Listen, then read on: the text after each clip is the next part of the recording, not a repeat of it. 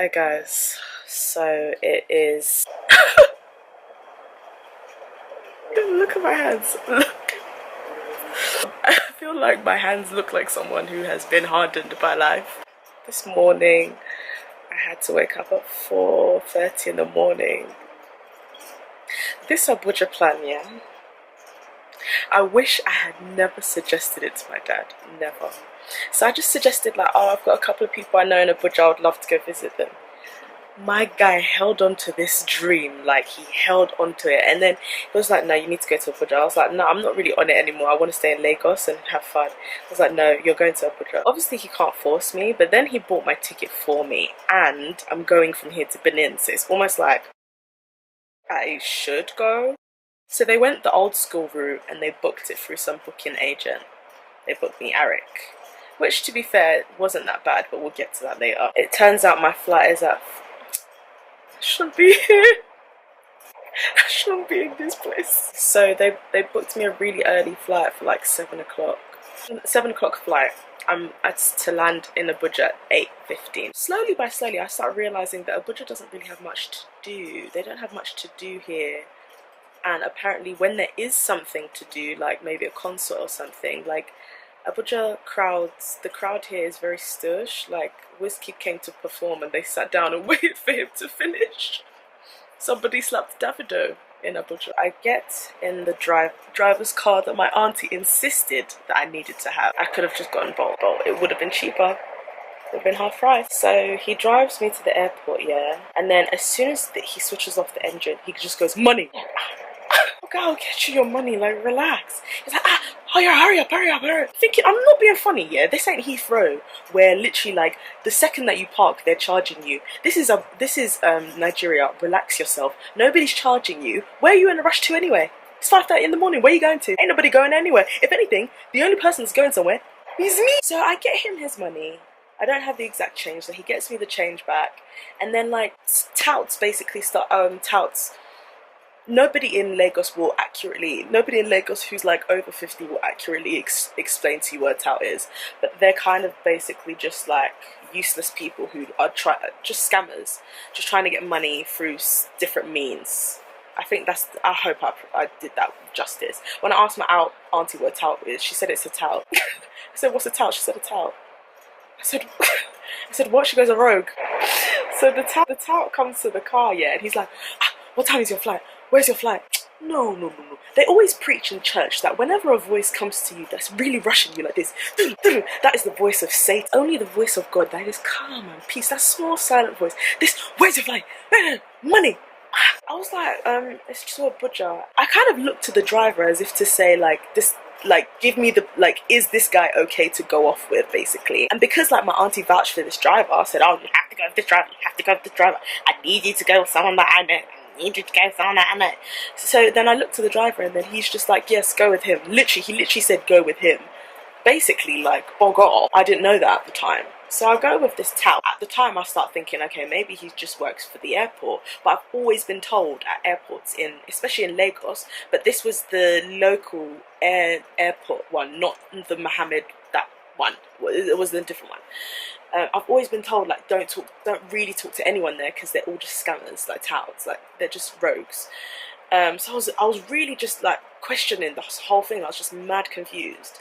So then he takes my suitcase, which I'm already feeling really on edge about.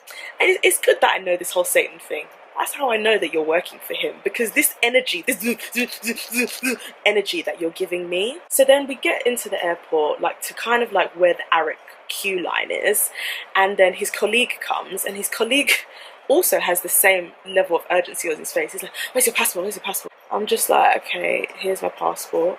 It's a Nigerian passport. Obviously, I didn't even bring my British one with me. Thank God, that one is safely locked away. So then I gave him my passport, and he was just like, your plane is boarding.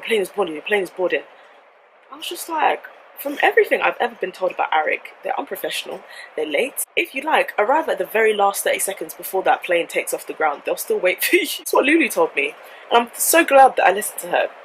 So I was thinking, why is it boarding 45 minutes before? That's something English local flights would do, not you man here. So he was like, yeah, they're boarding. I need 2,005. did he start with the money? I think he slowly edged that into the conversation, Sha. He was like, I need 2,500 to fast track your boarding pass. And he was like, look at the queue, look at the queue. The queue is so long. And I looked at the queue, and the queue was mad long. So I was starting to think. I was thinking, why do I need to give you money? Why the hell should I give you my hard-earned money, my hard-earned £8 for my hard-earned £7? Why should I give you that? So they took my suitcase to go and weigh it. And I was just like, no, I don't want you to fast track it. Don't worry, like, just give me my suitcase. They were like, no. Then they went to go and weigh it, and they were like, oh, we need the 2,500. Let's go to ATM. You can go to your mum's ATM. That's who you can go to. You can go to your mum's ATM. It was just, it's the fact that like they can lie with so much truth. Like his eyes, he actually looked stressed on my behalf. He genuinely looked like, we really need to get this girl on this plane. Lies. They're such good liars that it's like when they're telling the lie, they believe it themselves. Wait. It was mad. So I called my aunt because I was really confused about the whole situation, and I called her and she was just like, no, this sounds really weird, like I don't understand why they're saying that. That's really weird. She was like, go to like an ARIK counter and speak to somebody. The way I was struggling to find an ARIK counter because like there were so many crowds in front that I couldn't see the sign. So I found one person and she was just like, yeah, just queue up on this line. I looked, what, the line for security to go through the scanner, like the metal detector. Are you mad when I don't even have my boarding? You're mad. They're mad. You see that somebody doesn't have their boarding pass for a plane, for your own airline, and you're telling them to line up in the security. This Nigeria. What's it so? You don't even know where the line is for your own airline for customers to get their boarding pass. Do you know how scary that is? You work here. I looked at the security sign. I looked back at her. I just said, it's the wrong line. I got off the phone with my aunt. I asked somebody else where the ARIK line was and I found it, and I said to the touts, I'm not giving you your money, go away. I took my suitcase. I lined up. They gave me my boarding pass. He didn't even tell me what way to go. I was just looking at him and he was looking at me and he goes, safe flight. There's no sign. There's no sign. Like, you know, in like any civilized airport, there's signs saying, oh, go this way for security, go this way for departures. There was nothing like that. Not that I could see anyway, not from where I was standing. It was so obscure. The whole thing was so disorganized, so obscure. Eventually I found it. By the time I went through security, we were queuing up for security. People who weren't even in the queue for security were coming and joining us, pushing in for security. There was no one to man the line. Somebody's child went on walkabout and the mum was looking. She didn't care. Like, she was just having a conversation with someone at the airport. She was just looking at the person. She gave a little like nonchalant glance to see where her child was. She couldn't see her child, and she just continued her conversation. They are mad. They are mad in this place. So security, yeah. There's people coming from left, right, centre, entering the queue where they weren't there before. Then there's like a little scanner. It's not really like it is in the UK. I hate to be that privileged person from the UK. So it's not like this in London, but it's really not like this in London. So you have to, like in London, there's kind of like little alley, like little lines where you can walk and then put your things on the little scanner in a little box thing to go through the scanner, you know what I mean? But there's nothing like that. There's tiny boxes that are just big enough to hold a little bit of your childhood trauma. That's really it. They ask you to take off your shoes. There's no patience. Everybody just starts stuffing their bags in there. I'm not even joking, as in someone's foot is on my foot, my arm is in somebody's groin, somebody's arm is in my face. It's just complete and utter chaos. There's no one to man the line. Eventually they dragged the child out. I don't know if the mum found that child again. I don't even know if she even cared if that child went missing. We had to take all of our electronics out. Like, it was just, and I was just looking at these people like, is this normal? Is this, you guys are used to this? Like, I could tell some people are just like, this is ridiculous, but you just have to join the madness in it. So eventually I passed security. I went to sit down. Like after I went through security, and I had my boarding pass and I was about to get on the bus that would take me to the plane. Guess who I met there who was checking my boarding passes? It was Mrs. Security Woman. She didn't want me to achieve my destiny. She didn't want me to. And then she was there. She was like, "Ah, you made it in the end. If I lay hands on you, if I lay hands." I don't know if they were working girls on that plane, but they were just girls in skimpy dresses. It's fine actually, you know what, if you want to wear a skimpy dress, fine, but I just feel like 6 o'clock in the morning is it's a bit early. So eventually I went through security, waited until like the bus came to drive us to the airplane.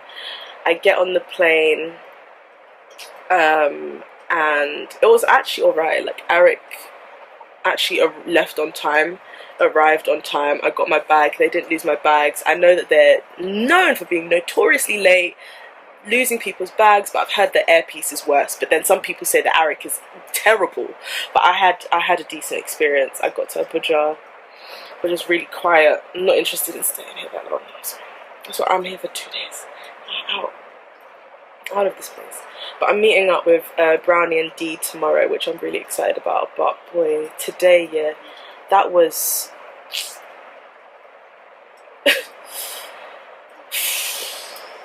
that was mad. Learn from me, innit? Like, just don't talk to anyone at the airport. Just don't. Just don't talk to anyone unless they're wearing uniform. Just don't. And it's hard because a lot of the time you won't see anyone in uniform. I don't know why that is. Like, you just won't, in terms of them walking around, you won't see them walking around. You just see people at counters. There just aren't enough people walking around giving you information. There was no information desk. What's that? What's information desk when this whole country is fake news? But yeah, it's cool.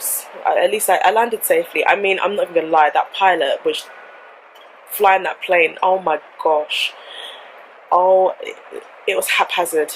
It was just mad. But we moved. We've arrived in safety and peace. And Abuja's really clean, very beautiful. Oh my gosh, mountains, gorgeous. I was really considering hiking up one of them, and then my auntie was like, "Oh yeah, that's where they kidnap people and they take people because obviously no one will climb the mountain." And I was like,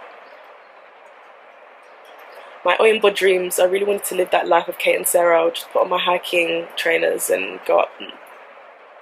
It's not happening. But yeah, I'm gonna do some writing and get some sleep. Good night, guys. Subscribe and all them things there.